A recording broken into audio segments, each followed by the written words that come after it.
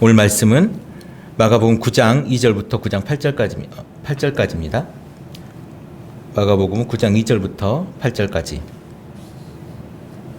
제가 읽겠습니다.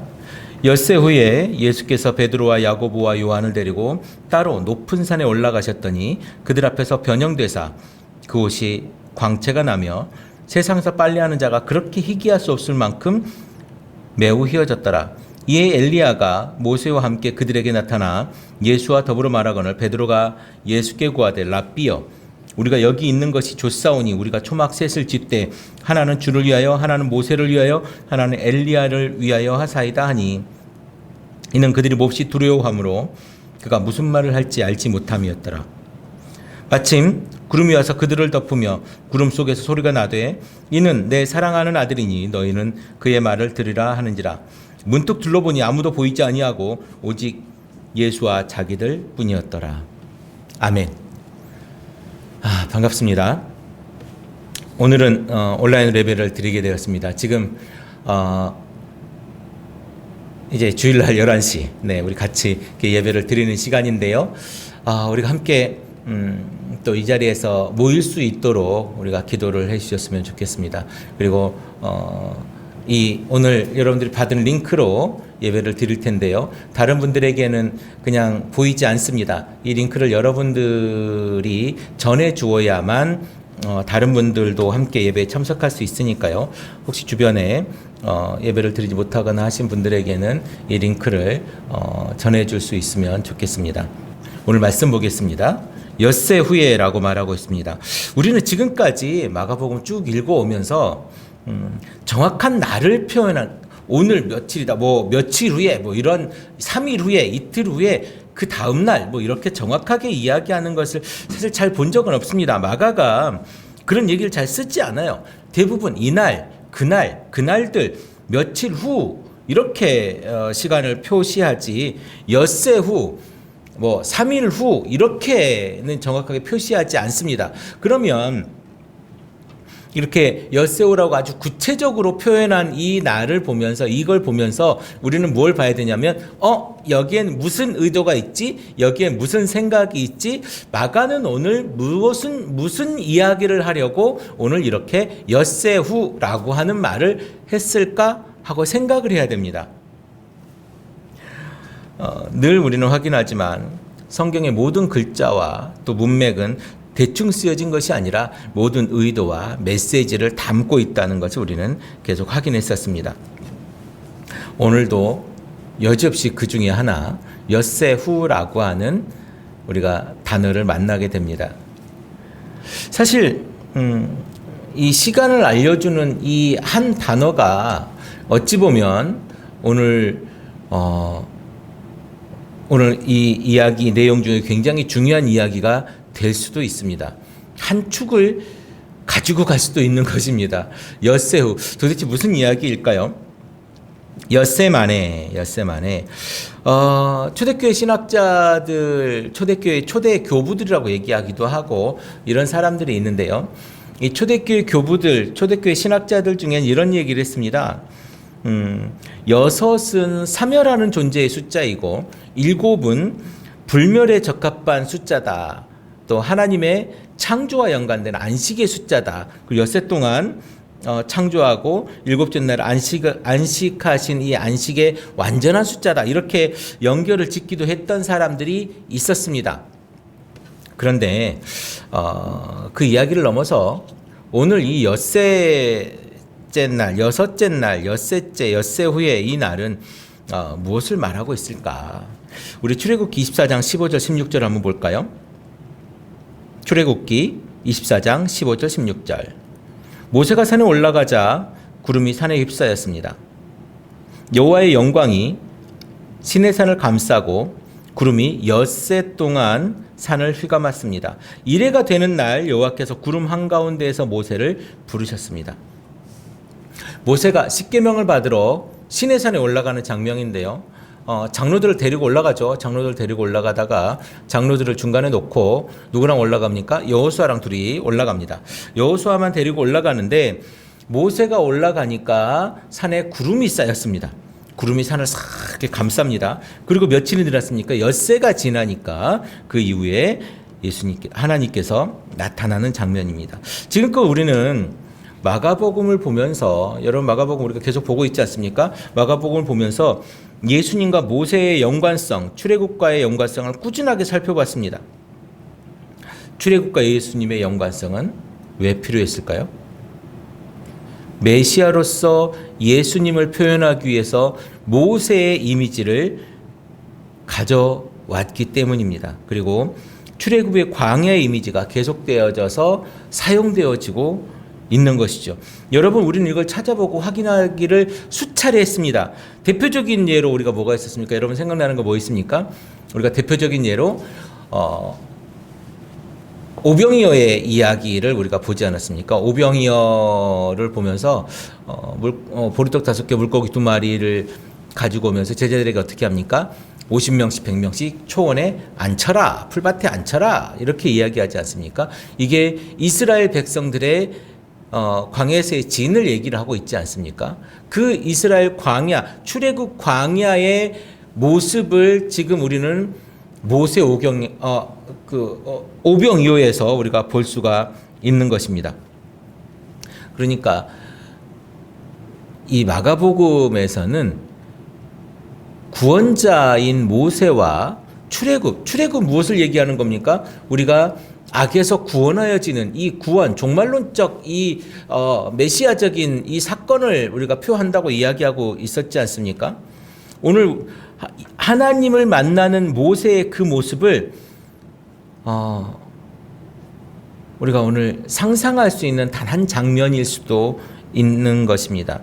이 엿새라는 단어 하나만으로 오늘 말씀 가운데 마가는 우리에게 어떤 이미지를 주고 싶어 했는지 우리는 알 수 있습니다. 결론부터 말하자면 우리의 인도자, 우리의 구원자, 우리의 엘리야나 모세보다도 더 훌륭한, 아니 더 대단한, 아니 그들을 넘어선 존재, 하나님의 아들 예수를 말하고 싶었던 겁니다. 우리 9장 1절에서 지금 여기 서 있는 사람들 가운데 죽기 전에 하나님 나라가 권능으로 임하는 것을 볼 사람도 있도다 하고 하신 말씀 우리가 저번 주에 기억할 것입니다. 그러면서 우리 새 예루살렘 이야기도 했었습니다만은 오늘 그 죽기 전의 말씀의 일부가 성취된 것을 볼 수 있어요. 죽기 전에 그 하늘에서 내려온 그 영광을 볼 자가 여기에도 있다. 오늘 누가 봤습니까? 이 환상의 경험은 예언을 성취하고 암시하고 있는 것입니다. 오늘 베드로와 야고보와 요한은 그것을 경험한 그 일부가 된 것입니다. 베드로, 야고보, 요한 특히 이 세 사람만 데리고 올라갔죠. 우리 이 세 사람 굉장히 그 성경에 자주 등장하고 또 복음서에 굉장히 중요한 세 사람으로 나타나는데요. 베드로와 야고보와 요한은 우리가 그 죽은 소녀를 살렸을 때 그 좁은 방 안에서 같이 있었고요. 또 겟세마네 동산에서 예수님이 기도하실 때에 예수님 십자가에 돌아가시기 전에, 잡히시기 전에 겟세마네 동산에서 기도하지 않습니까? 그 기도할 때에 베드로와 야고보와 요한이 함께 있었습니다. 그리고 오늘 이 변화산상에서 아주 중요한 순간들에 이 세 제자들은 함께 있었습니다. 모세가 시내산에서 여호수아와 함께 하던 말입니다. 여러분, 모세가 죽은 후에 여호수아는 이스라엘을 인도하여 가나안에 들어가는 일에 성공합니다. 오늘 베드로, 야고보, 요한은 지금은 우리가 잘 모르지만 예수님이 부활하시고 난 후에 목숨 바쳐 순교하기까지 예수를 전합니다. 그리고 이 땅에 하나님의 나라가 세워지듯이 교회를 통해서 하나님의 나라를 세우는 그 순간까지 이 세 사람들과 제자들은 엄청난 역할을 해야 됩니다. 여러분, 우리는 예수님의 길을 따라가는 사람입니다. 또한 지금까지 예수님이 특별히 지금 우리를 생각하셔서 이 자리까지, 이 순간에 여러분의 그 삶의 자리까지 예수님 우리를 인도하여, 아니 우리와 함께 하시는 중이신 줄로 믿습니다. 베드로와 야고보와 요한, 이 세 사람을 함께 예수님 늘 데리고 다니시듯이 내 손과 내 삶을 늘 함께 예수님 붙잡고 가신다는 것을 잊지 마시기 바랍니다. 그렇다고 나머지 제자들이 허접하다, 아니 쓸모없다가 아닙니다. 예수님 특별히 사랑하는 제자가 있었다는 거예요.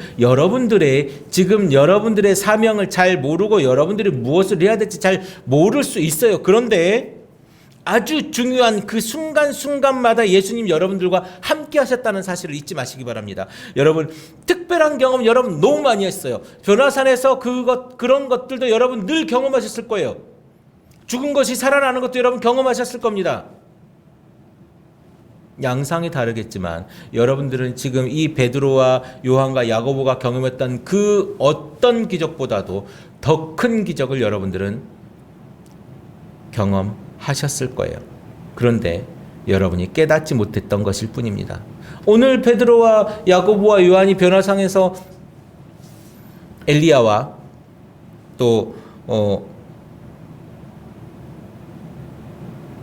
엘리야와 모세와 주님이 함께 있는 것을 보면서도 잘 깨닫지 못하잖아요.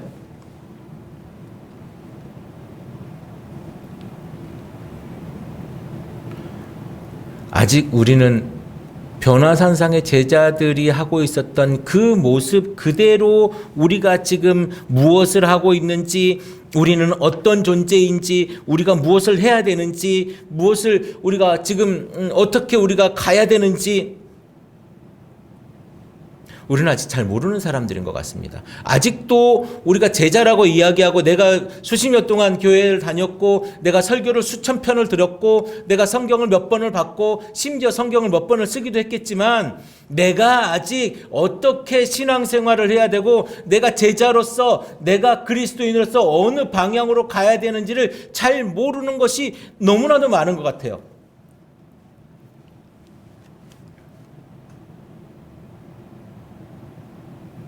성경은 꾸준히 예수님의 제자들이 아직 잘 모르고 있다, 아직 예수님을 깨닫지 못한다, 이렇게 표현하고 묘사하고 있습니다.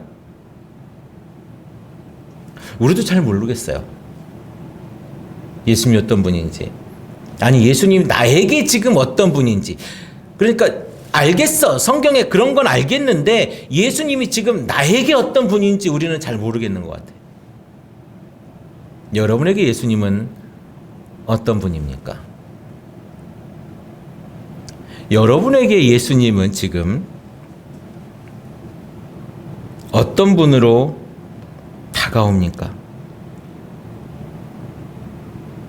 오늘 예수님이 산에 오르자 제자들 앞에서 변화하셨어요. 그래서 옷이 정말 하얗게 빛났습니다. 그리고 어떤 사람이 빨래를 해도 그렇게 안 될 것만큼 하얗게 변했다라고 지금 마가는 쓰고 있는데요. 우리 출애굽기 34장 29절부터 35절 한번 볼까요? 제가 읽어보겠습니다. 모세가 손에 증거판 2개를 들고 시내산에서 내려왔는데요. 산에 내려올 때 하나님과 오랫동안 이야기를 나눴기 때문에 자기 얼굴이 환하게 빛나고 있다는 사실을 모세는 알지 못했습니다. 아론과 온 이스라엘 사람들은 모세의 얼굴이 환하게 빛나는 것을 보고 모세에게 가까이 다가가기를 두려워했습니다. 모세가 아론과 이스라엘 공동체의 지도자들을 불러들였습니다. 그리고 모세는 그들에게 모든 것을 이야기해 주었습니다. 그러자 그제서야 온 이스라엘 사람들이 모세에게 다가갔습니다. 모세는 이스라엘 사람들에게 여호와께서 시내산에서 자기에게 이르신 모든 말씀을 지키라고 명령했고요. 모세는 이스라엘 사람들에게 다 이야기한 뒤에 자기 얼굴에 가리개로 가렸습니다. 모세가 여호와와 이야기하러 들어갈 때는 가리개를 벗고 밖으로 나올 때까지 쓰지 않았습니다. 모세는 하나님께서 명령하신 것을 이스라엘 사람들에게 일일이 얘기했습니다. 이스라엘 사람들은 모세의 얼굴이 환하게 빛나는 것을 보았습니다. 그래서 모세는 여호와께 말씀드려 들어갈 때까지 다시 가리개로 자기 얼굴을 가렸습니다. 모세의 그 모습이, 모세의 빛났던 그 모습이 다시 한번 예수님의 옷이 빛나는 모습으로 신약에 나타나고 있습니다. 우리 고린도전서 3장 7절부터 8절 볼까요? 그러나 죽음을 가져다 주는 이 율법도 그것을 처음 받을 때에 모세의 얼굴을 사람들이 쳐다볼 수 없을 정도로 눈부셨습니다. 돌에 새겨진 하나님의 율법을 받은 모세의 얼굴도 잠시 동안이나마 하나님의 영광의 광채로 빛나고 있었던 것입니다. 그러니 성령께서 생명을 주신 오늘날에는 훨씬 더 찬란한 영광을 기대할 수 있지 않겠습니까?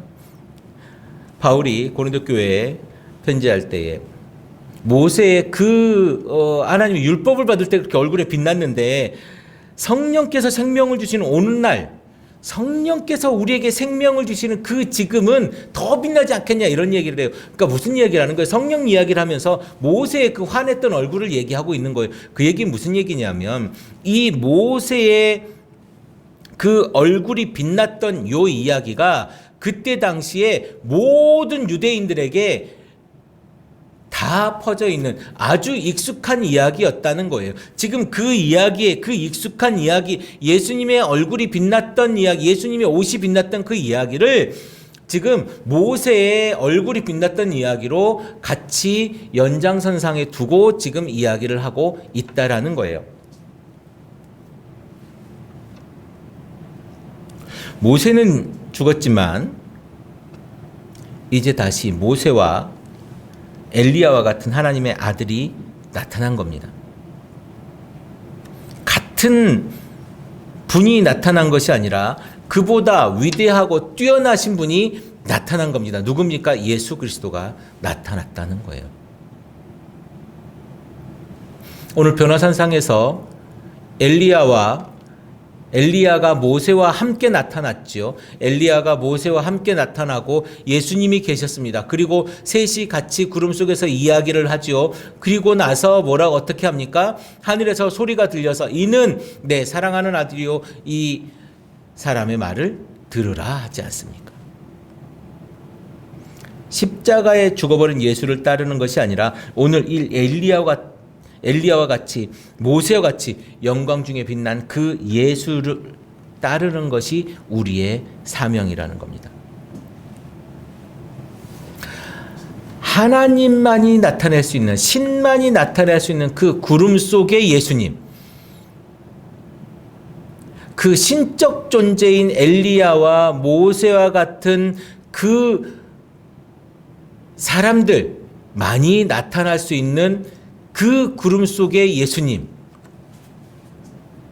하나님인 그 예수를 우리에게 따르라고 지금 성경은 이야기하고 있는 것입니다. 성경에 그 말을 따르라라고 하는 이야기는 그 이야기입니다.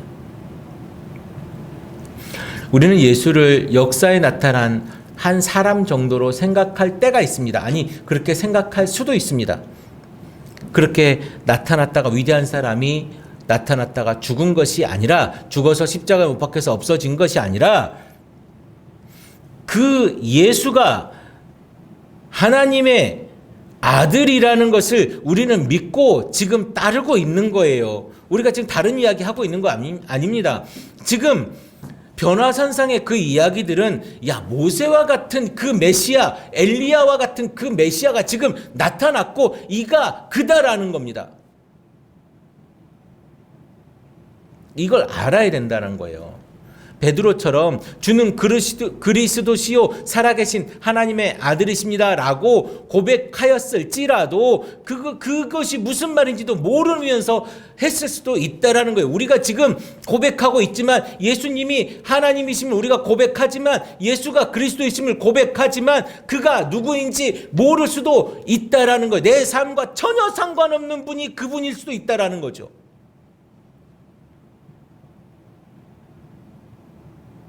우리가 얼마나 예수와 상관 있는 사람들이었는지, 우리가 얼마나 예수와 관계 있는 사람들이었는지 한번 돌아볼 필요가 있어요. 볼까요? 좀 이상한 한 장면이 있습니다. 여러분 여기서 이상한 장면을 생각 못 하셨을 텐데요. 마가는 엘리야가 모세와 함께 왔다고 이야기를 해요. 엘리야가 모세와 함께 내려왔습니다. 변화산상에 예수님이 이렇게 옷이 밝게 변했을 때 엘리야가 모세와 함께 나타났다고 이야기를 하는데 거기에 베드로가 불쑥 나와서 랍비여, 선생님이여, 주님, 제가 초막셋을 짓겠습니다. 하나는 주를 위하여, 하나는 모세를 위하여, 하나는 엘리야를 위하여 제가 초막셋을 짓겠습니다. 여기가 좋사오니 우리 여기에 있으면 어떻겠습니까? 라고 이야기를 합니다. 마가는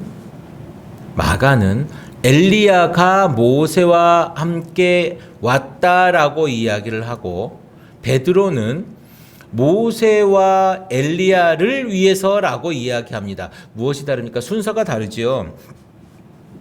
순서가 다릅니다. 자, 모세는 엘리야보다 훨씬 이전 세대 사람이에요. 그리고 또한 율법을 하나님께로부터 받아서 이스라엘 백성들에게 주었던 사람입니다. 그리고 이스라엘 백성들을 애굽에서 구해낸 위대한 지도자입니다. 근데 모세가 뒤로 밀렸어요. 엘리야 뒤로 밀렸습니다. 베드로는 예수님께 모세와 엘리야라고 이야기를 합니다. 여러분 어떻게 생각하십니까? 어떤 것이 맞을까요? 둘 다 틀렸을까요? 아니면 하나도 중요하지 않습니까? 자, 성경에서 순서는 굉장히 중요합니다. 사도행전 14장 15장 보니까 13장 11장부터 쭉 보면 거기에 바나바와 바울 이렇게 나옵니다. 바나바와 바울이 계속 나오다가 어느 순간 13장 안디옥에서 바울이 설교를 합니다. 그 이후에 어떻게 되냐면 바울과 바나바로 바뀌고 그 이후로 점점 가다가 바울과 바나바, 바울은 이렇게 나옵니다. 자, 뭡니까? 왜 바뀝니까? 중요성이 바뀌었다는 거예요. 역할이 바뀌었다는 거예요. 이제 우리가 여기에서 무슨 이야기를 할 것인지 이제 역할이 점점 바뀌어지고 있다라는 이야기를 하고 있는 겁니다. 순서는 굉장히 중요합니다. 엘리야가 모세와 함께 온 것인지 모세와 엘리야를 위해서 초막을 지을 것인지 이 순서는 굉장히 중요하죠. 엘리야는 어떤 선지자입니까? 엘리야는 마가가 지금 이야기하고는 엘리야가 모세와 함께 왔던 이 엘리야는요, 죽지 않고 하늘로 올라갔던 사람입니다.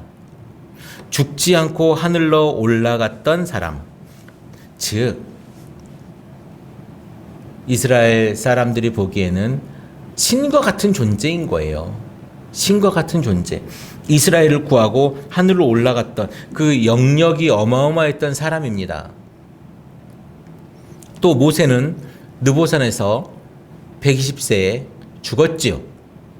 그런데 무덤을 알아요, 몰라요? 무덤을 몰라요. 그래서 이스라엘 사람들은 모세는 죽지 않아서 하늘로 올라갔다라고 하는 전설 같은 이야기를 믿고 있었습니다. 그래서 다시 언젠가 그 위대함으로 내려올 거다라고 하는 거예요. 그래서 이 엘리야와 모세는 엄청난 사람들이에요. 어마어마한 사람들입니다. 우리로 따지면 뭐 이수진 장군 같은 사람? 뭐 이 정도 될까요? 세종대왕 같은 사람? 뭐 이 정도? 뭐 이런 사람들 정도 되는 사람이에요. 근데 이런 사람들이 지금 올라갔다가 내려왔다라는 거죠. 이 이야기는 예수님이 그 어느 날의 엿새우에 모세의 현현을 이야기하고 있습니다.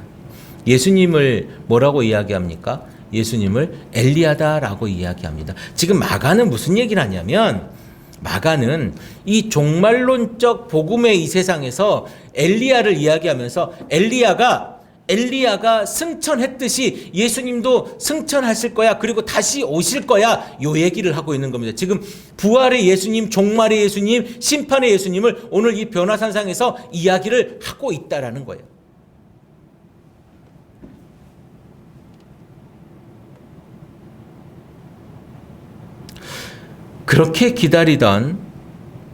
그렇게 이 고통의 순간에서 기다리던 이 마가복음의 이 독자들에게 승천했던 엘리야가 와서 기적을 일으키기를 원하는 사람들이 있었을 겁니다. 지금 이 순간이, 그들의 고통의 순간이 괴로워 죽을 것 같다라는 겁니다. 이것을 구원해 줄 그 엘리야가 필요했을 수도 있습니다. 지금 예수님은 죽었다가 다시 부활하고 그리고 승천하실 분입니다. 그리고 다시 오실 분입니다. 예수님과 그 모양이 비슷한 엘리야가 지금 마가가 보기엔 먼저인 것입니다. 그런데 베드로는 그걸 몰라요. 나의 위대한 그 선지자, 나의 위대한 그 지도자 모세가 우선인 거예요. 자, 아무리 성경이 그렇다 해도 내 생각과 내 삶과 내 행동 반경과 내 행동 스타일이 그렇다고 해서 내가 성경을 거부하고 내 식대로 살아가고 해석하는 경우가 얼마나 많습니까? 예수님의 제자, 그 우리가 얘기하는 그 예수님의 수제자, 최고의 제자인 베드로조차도 지금 이러고 있다는 겁니다.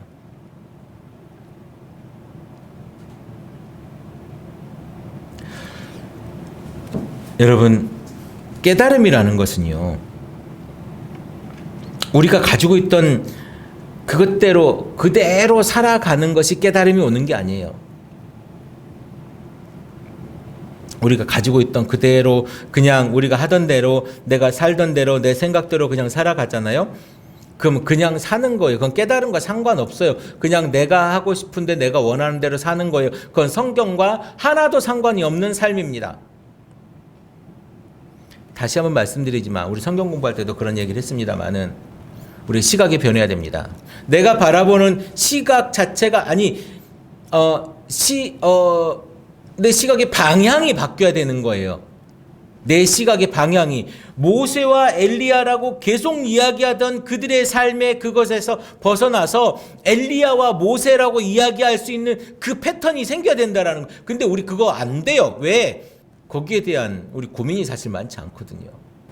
어쩌면 베드로는 굉장히 진지하게 그 이야기를 했을 수도 있는데요.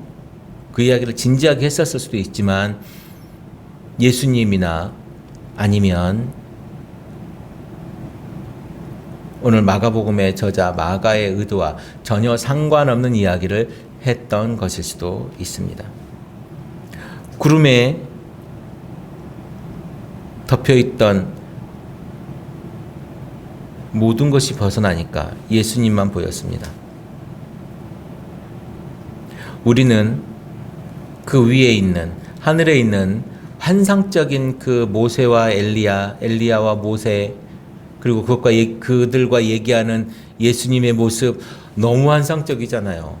그 빛나는 그 예수님의 광채 나는 그것을 보고 있으면서 얼마나 황홀했겠습니까? 그런데 구름이 그걸 가렸습니다. 그리고 뭐라고 합니까? 이는 내 사랑을 하더니 그의 말을 들어라. 우리 34절 말씀 한번 볼까요? 8장 34절이에요. 나를 따르려거든 자기를 부인하고 자기 십자가를 지고 나를 따를 것이니라 라는 말이 있습니다.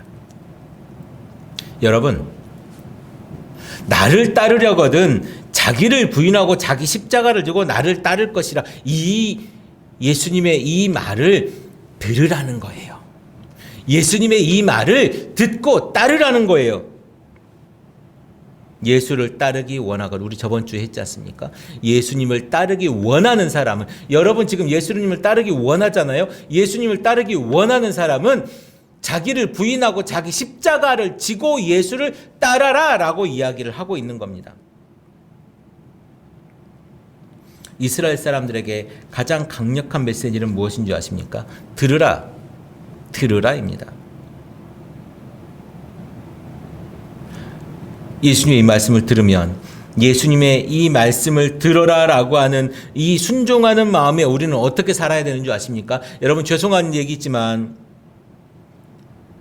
예수님과 함께 변화산으로부터 이 들으라는 말을 따르는 사람들은요, 인간적인 연약함, 인간적인 절박함, 고통의 그 계곡으로 내려간다는 말입니다. 황금길로 가는 길, 부유한 삶으로 가는 길, 호화스러운 삶의 자리에 내가 가는 길이 아니라 내 인간적인 연약함, 절박함, 고통의 그 계곡으로 내려가서 결국 예수 그리스도와 함께 그 고통의 계곡에서 목숨을 잃는 삶, 그 삶으로 우리는 간다는 거예요. 예수님의 따르는 길이, 예수님을 따르는 길이 그 길이라는 거예요. 결국